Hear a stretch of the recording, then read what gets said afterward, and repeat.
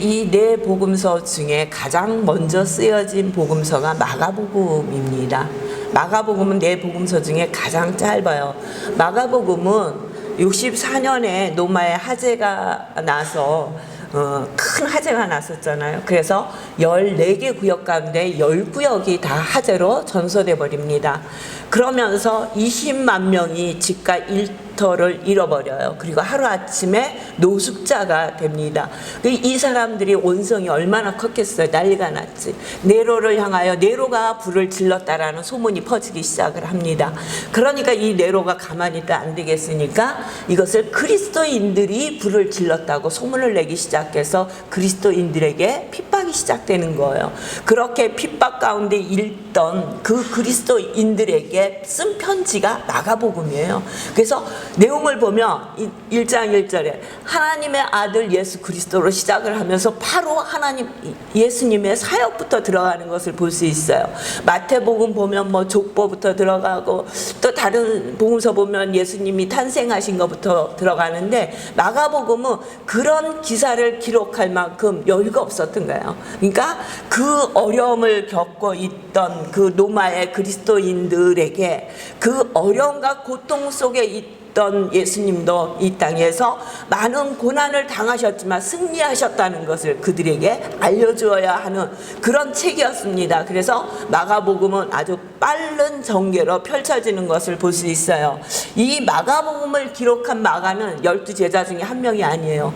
마가는 바울과 바나바의 제1차 선교 여행 때 수행원으로 함께 동참을 합니다. 그러다가 동참하다가 버가에 가서 아무런 말도 없이 이유가 무엇인지 우리는 알 수 없어요. 그런데 그 버가에서 예루살렘으로 돌아가 버려요. 많은 신학자들이 얘기합니다. 마가는 마가의 다락방 그 주인 아들이잖아요. 120문도가 들어가서 기도할 수 있는 그 큰 집의 부잣집 아들이었다는 거예요. 그리고 바나바의 조카였어요. 그러니까 선교 간다 하니까 좋아서 수행원으로 참석을 해서 쫓아가긴 했지만 가서 보니 너무 고생스러운 거예요. 너무 힘든 거예요. 그러니까 그걸 견디지 못해서 예루살렘으로 버가에서 돌아가 버렸다. 일리가 있는 말씀이에요. 저도 선교를 갈 때는 가서 이런 일도 하고 이런 일도 하고 많은 일을 할 것을 계획하고 가잖아요. 그리고 어떻게 보면 좀 들뜬 마음으로 가는 거예요. 왜냐하면 주의 일을 어떻게 주님께서 행하실지 기대를 하면서 가는 거예요. 근데 저희가 가는 거는 거기서 맞아줄 사람도 있고 거기서 거처할 거처도 있어요. 근데 이때 바울과 바나바가 선교할 때는 맞아줄 사람도 없고 거처할 거처도 없어요. 그러니까 막막한 가운데 하나님의 인도하심만을 바라보고 가는 그 길이 얼마나 힘들고 어려웠겠어요. 복음의 씨앗을 정말 처음으로 뿌리로 가는 그들의 발걸음은 무겁고 힘들었어요. 그래서 많은 어려움을 겪잖아요. 그 어려움을 겪으면서 마가의 마음에 두려움이 생겼다는 거예요. 두려워요. 두려울 수 있어요. 가면은 두려울 때 있어요. 저는 우리 같이 몇 년 동안 같이 교회를 섬기며 잘하는 성도들이 그 성도들 집에서 머물고 있잖아요. 그래도 밤이 되면 나오지 못해요. 밖에 나가지 못하게 해요. 그것뿐만 아니라 거기서 조금만 벗어나서 이제 우물 사역하는 동네가 거의 시골이잖아요. 가다 보면은 사람이 한 명도 없는 골짜기를 지나가는 거예요. 거기다 비가 오면 이 빨간 진흙이잖아요. 아프리카 땅은. 그래 겨울에 우리 그 비즈니스 하는 성도들이 와서 이제 비즈니스 하러 와서 차를 끌고 다닐 때가 있어요. 겨울에 눈이 오면은 저도 운전을 못하는데 우리 성도들은 너무 운전을 잘하는 거예요. 야, 어떻게 눈도 없는 나라에서 와서 눈 올 때 이렇게 운전을 잘하나 봤더니 그 진흙 땅이 눈보다 더 미끄러운 거예요. 바퀴가 헛돌고 막 돌아가요. 그런데다 한 번 쓰면은 누가 뒤에서 밀어줄 사람도 없잖아요. 아무도 없는 곳에. 어떻게 해서 가다 보면 그런 날은 또 기름도 잘 떨어져. 차에 기름이 한 방울도 없이 앵꼬 나버리는 거예요. 그러면 주유소가 있어요. 주유소 없어요. 그러면 또 동네 어디까지 걸어가서 오토바이를 빌려가지고 그 오토바이를 타고 통 하나 가지고 기름을 사다 붓고, 그러니까 그런 시간들이 오전 시간을 다 길바닥에 앉아서 그때 뼈에 앉아서 보내는데 같이 있을 때는 그래도 나요. 원주민이 같이 있으니까. 근데 기름을 사러 가거나 어떤 사건이 생겨서 사람을 만나러 가면 오롯이 선의전도사하고 저하고 둘이 있어야 되는 거예요. 사람도 없어, 집도 없어. 그 두려움이요 얼마나 큰지 몰라요. 사람 없기 때문에 두려워요. 청간 구역이기 때문에 어려워요. 그런데 마가는 얼마나 두려웠을까. 그들이 대하는 그런 모든 것을 보면서 그 어려움을 겪는 것을 보면서 아마 견디지 못해서 예루살렘으로 갔을 거예요. 그러니까 이 일로 인해서 제2차 선교여행 바울과 바나바가 떠나면서 바나바가 마가를 데리고 가고자 얘기를 했을 때 바울과 바나바 사이에 싸움이 벌어지잖아요. 큰 다툼이 있었다. 그래서 헤어집니다, 둘이. 바나바는 마가를 데리고 바울은 실라를 데리고 각자 선교를 하기 시작하는 거예요. 이렇게 바나바를 따라갔던 마가는 정말 하나님 말씀을 이렇게 지필할 수 있는 사람으로 하나님 앞에 선택도 받았지만 바나바를 통해서 굉장히 훈련을 잘 받은 것 같아요. 이후에는 베드로와 함께 베드로의 수행원으로 통역자로 일을 해서 베드로가 나의 영적인 아들이라고 얘기를 합니다. 그래서 오늘 마가복음을 읽어보면 베드로의 모습부터 베드로를 부르는 것부터 하나님의 주님의 사역이 시작되는 것을 볼 수 있어요. 그러니까 베드로를 통해서 주님이 행하신 모든 사역들을 낱낱이 보고 들었던 마가가 기록할 수 있었던 이 마가복음의 내용을 볼 수 있습니다. 이렇게 기록된 것이 마가복음이에요. 마가복음을 보면은 하나님의 아들 예수 그리스도로 시작을 합니다. 그래서 귀신 들린 자들을 만나면 예수님이 하나님의 아들이심을 알아보는 것을 독특하게 기록을 많이 해요. 그리고 그것뿐만 아니라 변화선 사건 속에서도 구름 속에서 음성이 들리는데 주님의 음성, 하나님의 음성이 들리는데 이는 내 사랑하는 아들이라 이렇게 말씀하십니다. 그때뿐만 아니라 십자가에서 숨을 거두실 때 그 옆에 있던 로마의 백부장도 고백을 합니다. 이 사람은 진실로 하나님의 아들이었었다. 하나님의 아들로 오신 예수 그리스도, 그분이 이 땅에 오신 목적을 우리에게 말씀하시고 있는 거예요. 45절입니다. 우리 함께 45절 한번 함께 봉독합니다. 시작. 인자가 온 것은 섬김을 받으려 함이 아니라 도리어 섬기려 하고 자기 목숨을 많은 사람의 대속물로 주려 함이니라. 아멘. 섬기러 오셨대요. 섬김을 받으러 오신 것이 아니라 섬기러 오셨고 자기의 목숨을 많은 사람의 대속물로 주시려고 오셨다는 거예요. 대속물은 뭐예요? 사람을 구해내기 위해서 대신 지불하는 값이 되셨다는 거예요. 우리를 죄악 가운데 구원하시고 하나님의 자녀로 살기 위해서 대신 예수 그리스도께서 십자가에서 그 죄값을 지불하셨다는 것입니다. 예수님은 하나님의 아들이시지만 사람을 구하게 하여 스스로 종으로 오신 메시아라고 말씀하시는 거예요. 빌립보서 2장 5절에서 8절 보면은 그는 근본 하나님의 본체시나 하나님과 동등됨을 취할 것으로 여기지 아니하시고 오히려 자기를 비워 종의 형체를 가지사 사람들과 같이 되셨고 사람의 모양으로 나타나서 자기를 낮추시고 죽기까지 복종하셨으니 곧 십자가에 죽으심이라. 사람의 모양으로 우리에게 나타나시고 자기를 낮추고 죽기까지 복종하셨으니 곧 십자가에 죽으심이라는 거야. 이게 섬김이라는 거야. 이게 대속물이라. 이 땅의 사역을 마무리하시고 십자가를 지러 가시는 예루살렘을 향하여 올라가시는 모습이 오늘 본문 말씀의 모습이에요. 32절 한번 보세요.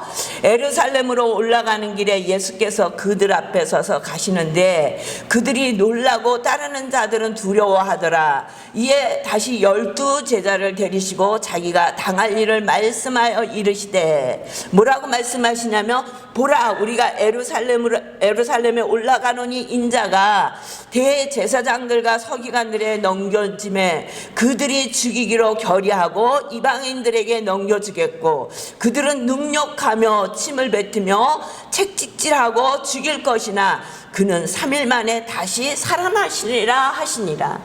예루살렘에 올라가서 많은 사람들 때문에 대제사장 서기관들 때문에 십자가에 죽일 것으로 넘겨지시고, 그쵸? 많은 사람들에게 능력을 당할 것이라고 말씀하시는데, 그리고 십자가에서 죽고 3일 만에 다시 살아날 것이다. 내가 이 길을 간다. 이 말씀을 처음 하신 것이 아니라 이전에도 2번이나 말씀하셨어요. 마가복음에 보면 8장 31절, 9장 31절에도 계속적으로 제자들에게 내가 예루살렘에 가서 십자가에 달려 죽을 것이라고, 그리고 3일 만에 살아날 것이라고 말씀하셨음에도 불구하고 제자들은 예수님의 말씀을 제대로 알아듣지 못해요. 왜 예수님은 이렇게 정확하게 말씀하시는데도 제자들은 딴소리를 하는가? 제자들이 가지고 있었던 마음은 다른 마음이라는 거예요. 제자들이 바라던 메시아는 예수님이 걸어가는 길과 다른 메시아였다는 거예요. 유대인들과 똑같이 그들이 바라던 메시아는 정치적인 메시아였어요.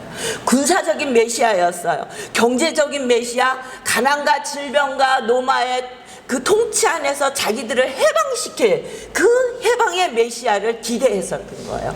왕으로 오시어 이 땅을 다스릴 메시아로 그들은 생각하고 그리고 따라왔던 것입니다. 그래서 그들에게서 나타나는 모습이 오늘 본문 말씀이에요. 35절에 보니까 세베대 아들 야고보와 요한이 주께 나와 여짜오되 선생님이여 무엇이든지 우리가 구하는 바를 우리에게 하여 주시기를 원하나이다. 우리가 구하는 것이 있는데 그 구하는 것을 해달라고 얘기하는 거예요. 그러니까 주님이 말씀하세요. 너희에게 무엇을 하여 주기를 원하느냐? 여짜오되 주의 영광 중에서 우리를 하나는 주의 우편에 하나는 좌편에 앉게 하여 주시옵소서. 그러니까 야고보와 요한은 주님이 그렇게 자기들이 바라던 메시아로 이 땅에 쓰실 때 우리를 좌편과 우편에 앉게 해달라는 거예요. 높은 자리를 우리에게 달라고 해요. 마태복음에 보면 이렇게 야고보와 요한도 얘기했지만 엄마까지 동행을 하는 거예요. 살롬의 엄마가 와서 얘기를 하는 거예요. 주님, 우리 아들들을 주님의 우편과 좌편에 살롬에는 뭐예요? 예수님의 육신적으로 얘기하면 이모예요. 이들은 친인척간이라는 거예요. 응? 그러니까 살로메가 와서 예수님에게 부탁하는 거예요. 때가 됐다고 하는데 이제 예수님께서 아무래도 이 나라를 이제 달과 같이 다스릴 때가 됐다. 그러면 우리 아들들이 좌편과 우편에 앉아야지. 그렇게 생각했던 거예요. 그러니까 그 엄마가 와서 예수님에게 얘기하고 야고보와 요한도 오늘 얘기를 하는 것을 볼 수 있어요. 그러니까 예수님께서 뭐라고 말씀하시냐면 너희는 너희가 구하는 것을 알지 못하는도다. 너희가 무엇을 구하는지 알지 못한다고 말씀하시는 거예요. 제대로 예수님이 하신 십자가의 사건을 이해하지 못했다는 거예요. 그 사건에 대해서 정확하게 알고 있지 못하고 지금 구하고 있다는 거예요. 이렇게 예수님이 정확하게 얘기를 했음에도 12제자가 다 못 알아들은 것은 왜 그랬을까? 우리도요, 같이 1대1로 얘기해도요, 내 마음에 있는 그릇에도 받아들여요. 너무 좋은 얘기라고 이 사람은 얘기를 했는데 내 마음이 삐뚤어진 그릇을 가지고 있으면 그 얘기 좋게 들리지 않아요.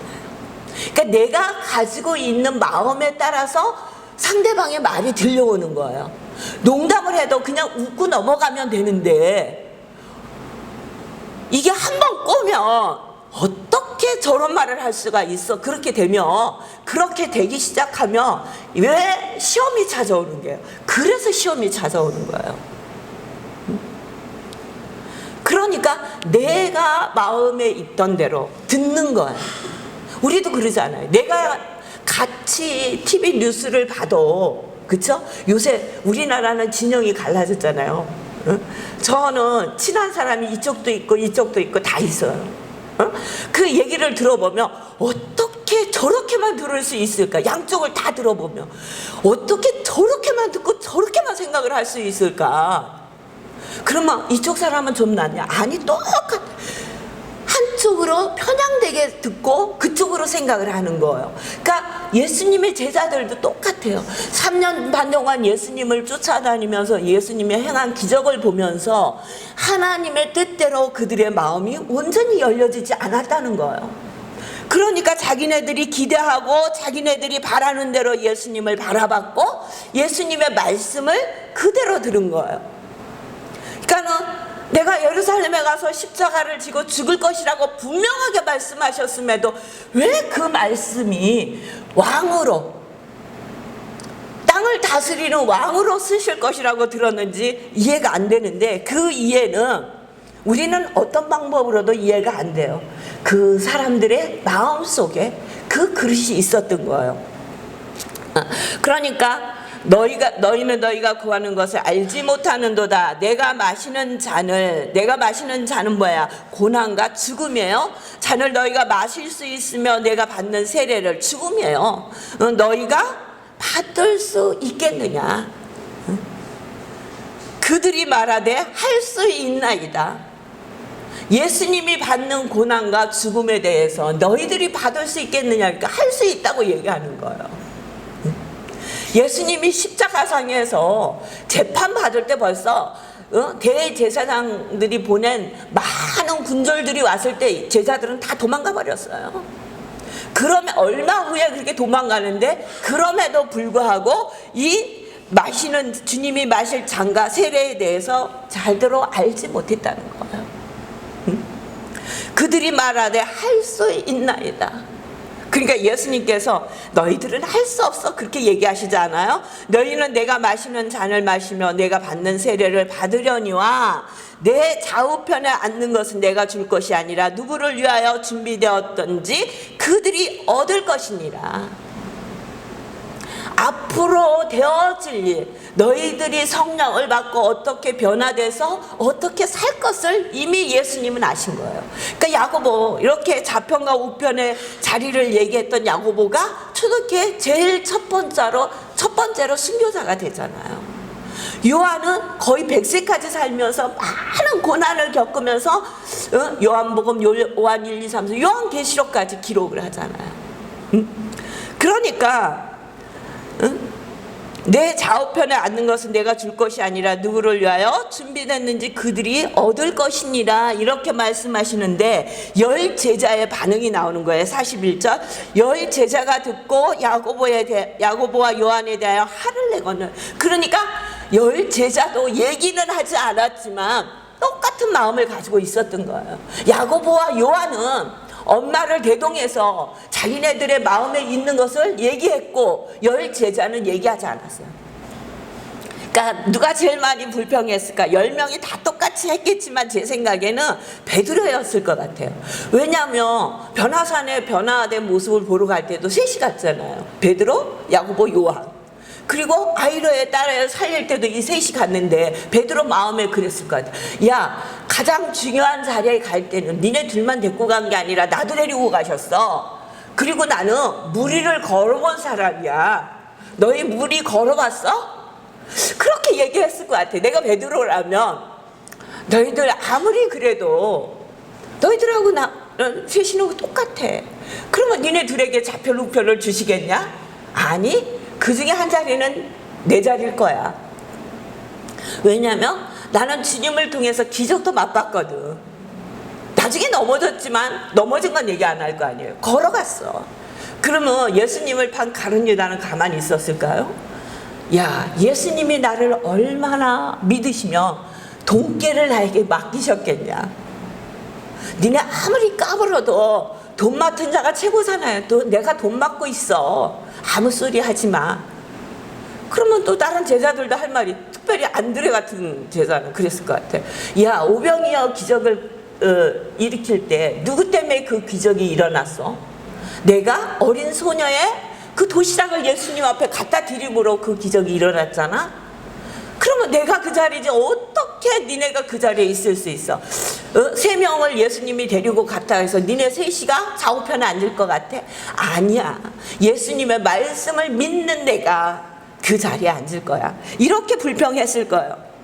그러니까 예수님께서 그 모습을 보시면서 뭐라고 말씀하시냐면, 이방인들의 집권자들이 그들을 임의로 주관하고 그 고관들이 그들에게 권세를 부리는 줄을 너희가 알거니와, 집권자들은 자기들이 가진 것을 권세를 부린다는 거예요. 그러나 너희 중에는 그렇지 아니하니 너희 중에 누구든지 크고자 하는 자는 너희를 섬기는 자가 되고, 섬기는 자가 되어야 한다는 거예요. 크고 싶습니까? 섬기는 자가 되세요.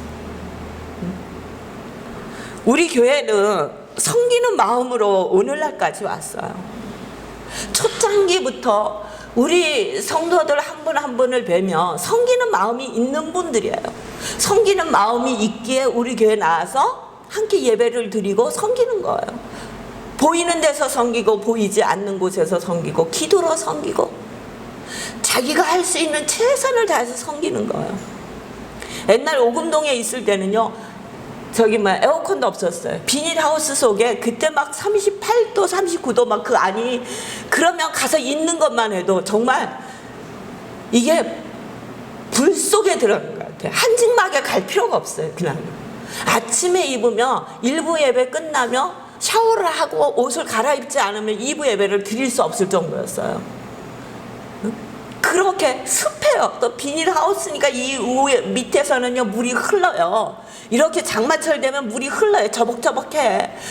위에서부터 그 습기가 말도 못해요. 그런데 2-3시간을 꼼짝 안 하고 예배를 드리는 거예요. 그것만 했어요. 다 불 앞에서 음식을 했어요. 그때는 밥도 그렇게 많이 하고요. 큰 그 스텐 그 다라이 있잖아요. 제일 큰 거. 그걸로 하나씩 부침개를 했어요. 기름에 지지는 반찬이 있어야 되는데 날마다 기름 맛이 나고 그 밀가루 맛을 보여줄 수 있는 그 음식이 부침개였어요. 거기다 우리 성도들이 좋아하는 야채를 넣어서 그 다라로 하나씩 그 뒷산 밑에 나무 밑에 가서 부침개를 부치는 거예요. 그 더운 여름에도 그렇게 섬겼어요. 여기 와서도 인원은 줄었지만 더워요. 주방이 여름에는 얼마나 더운지 말도 못해요. 지만집사 전정욱 권사님 정말 엄청 그 땀이 막 줄줄줄 흘러요. 그런데 매주 튀김 음식을 하는 거예요. 매주 닭을 튀기든지 만두를 튀기든지 고구마를 튀기든지 뭘 튀기든지 튀김 음식을 좋아하니까 튀김을 하는 거예요. 그러니까 집만집사가 집에 가면 부인이 그러는데 당신은 주일날 어디 가서 아르바이트 하고 오느냐고.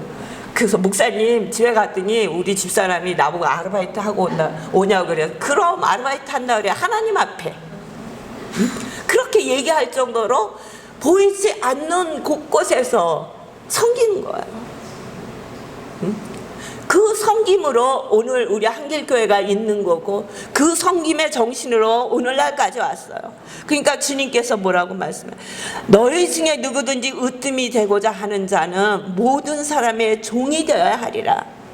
왜냐하면 주님이 오신 것은 섬김을 받으려 함이 아니라 섬기러 오셨다는 거예요. 섬기러 오셨어요. 우리를 위해서 대속물이 되어 주시려고 주님께서 이 땅에 오신 거예요. 근데 놀라운 것은요, 1800년대 미국의 그 남부에 그 노예 제도가 있었잖아요. 이 더글라스라는 미국의 남부에서 노예로 태어난 흑인이 있었어요. 이는 태어날 때부터 노예였어요. 그래서 그 노예로 살면서 정말 끔찍한 일을 많이 당한 거예요. 여러 차례 많은 주인이 바꿔가면서 탈출해 보려고 시도에다 붙들어서 정말 죽기 직전까지 맞아보기도 하고 어렵고 힘든 고통의 시간을 당했어요. 그러다가 나중에는 결국 탈출해서 북부에 가서 노예제도 반도 운동에 앞장서는 사람이었어요. 그러다 이가 이제 자기의 자서전을 냈어요. 더글라스가 자기의 자서전을 내는데 그의 자서전 속에 이 얘기가 들어있더라. 그가 가장 불행하게 생각하는 일은 최악의 기독교인에게 고용된 일이다. 가장 잔인하고 가장 최악으로 생각하는 것은 정말 믿음이 좋은 기독교인에게 고용된 일이래요. 그의 주인 기독교인은 누구보다도 뜨겁게 하나님을 사랑하는 사람이었다. 그리고 또 그는 누구보다도 노예를 잔혹하게 대했다고 그 자서전에 기록을 했어요. 이게 이런 모습이 아니라는 거예요. 성기라고 우리에게 주신 권위를 다 버리라는 것은 아니에요. 하나님이 우리 각자에게 주시는 아버지는 아버지의 권위를 주잖아요. 엄마는 엄마의 그냥 권위 의식을 가지고 대하는 게 나쁜 거지. 권위를 다 버리고 그냥 사장이 밑에서 일하는 사람하고 똑같이 일을 하고 그 얘기를 하는 게 아니에요. 그 있는 자리에서 섬기라는 거예요. 근데 가장 뜨겁게 하나님을 사랑하는 사람을 만난 것이 이 노예가 생각하는 가장 처참한 생활이었다는 거예요. 가나에 가면 가나를 지배할 때 영국 사람들이 살았던, 그리고 가나 사람들을 노예로 끌고 갔던 그 배터가 있어요. 그 배터 우측에 보면 그 영국의 사람들이 살면서 예배를 드렸던 그 건물이 있어요. 근데 거기서 예배를 드리면서 그 지하실에 가나 사람들과 그 아프리카 사람들을 노예로 팔기 위해서 가두었던 감옥소가 아직도 있어요. 그대로. 거기는 화장실도 없고 먹을 것도 제대로 안 주고 무서운 개들이 지켜서 조금만 잘못하면 개들이 와서 그 사람을 물어서 죽였다는 거예요. 아주 깜깜한 칠흑 같은 지하실이에요. 사방이 돌로 돼 있어요. 지금도 그 모습 그대로 보존돼 있어요. 그렇게 하면서 그들은 그 옆에 걸물에서 하나님 앞에 예배 드린 거예요. 그러니까 이 더글라스가 기억하는 그리스도인의 모습이었다는 거죠. 너무 참혹한 모습 아니에요. 응? 마태복음 25장 35절부터 주님이 말씀하시잖아요. 어떻게 섬기는 것인가? 뭐라고 말씀하시냐면, 내가 줄일 때 너희가 먹을 것을 주었고, 목마를 때 마시게 하였고, 나그네 되었을 때 영접하였고, 헐벗었을 때 옷을 폈고, 병들었을 때 돌봤고, 옥에 갇혔을 때 와서 보았느니라. 그러니까 의인들이 그러잖아요. 대답하여 주여, 우리가 어느 때 줄이신 것을 보고 음식을 대접하였으며 목마르신 것을 보고 마시게 하였나이까. 그러니까 임금이 대답하는 거예요.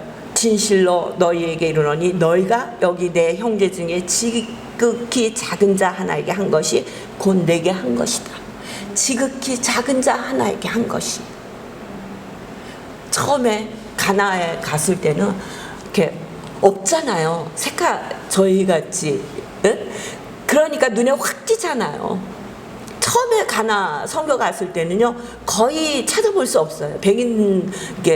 유럽 사람들도 거의 없고, 뭐 동남아 사람들은 거의 없고, 뭐 우리나라 사람들도 뭐 그 테마라는 그곳에 몇 명 이렇게 밴 일을 하는 사람들이 있어. 가면은 전 이제 뭐 아크라나 구마시 막 그런데 가면은 저를 보고 선의를 보고 막 달려오는 거예요. 우리 교회에서 신앙생활을 했던 성도예요.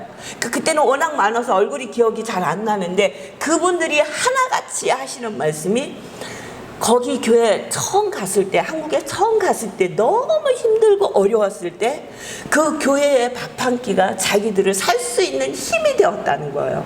마음껏 예배를 드리고 교회에서 주시는, 그래서 뭐가 제일 맛있었냐 그랬더니 부침개하고 닭도리탕하고 계란 후라이 얘기하는 거예요.